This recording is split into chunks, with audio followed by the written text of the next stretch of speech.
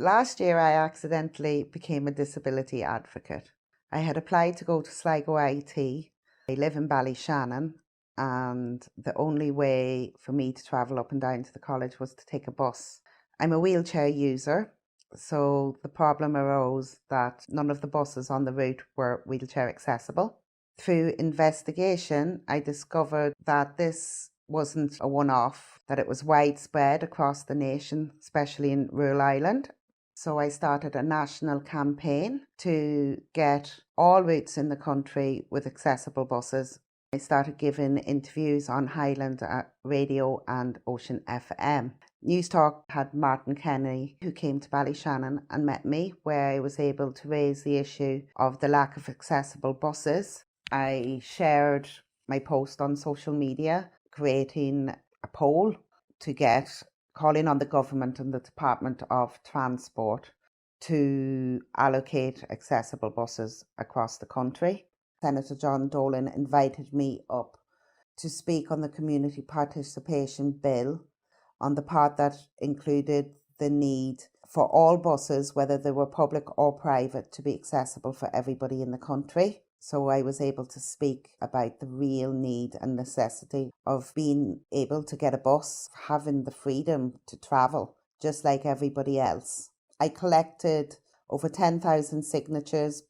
These signatures I handed over to Minister Shane Ross. I also raised the issue that a lot of people with disabilities don't speak out. They're afraid if they point out a problem or something that they're being denied, that they will lose the basic services they're already getting.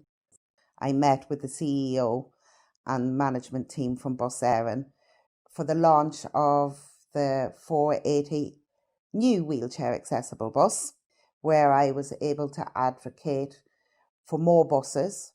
They gave me the good news that 100 buses were going to be allocated in 2020 across Ireland that would be accessible for all people.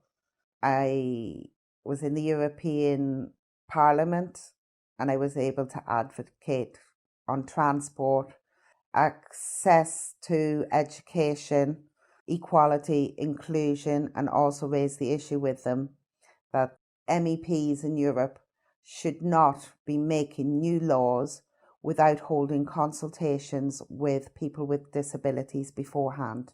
For instance, the European Parliament has voted to ban plastic straws. This has caused an outcry amongst severely physical disabled people in Ireland who rely on plastic straws to take drinks. If you're looking at paper straws, they dissolve. Metal straws, if you're consuming hot liquids, burn the mouth. Plastic straws are what work, but no consultation has been done. I was able to speak both days of the event and raise the issue to grassroots investment and funding for children with disabilities, for more funding for transport, to sporting events, to facilities that cater for people with disabilities. So it's been a whirlwind of a journey. I'm still here, I'm still advocating, and that is my mission now in life, to work towards a truly inclusive and accessible country for everybody.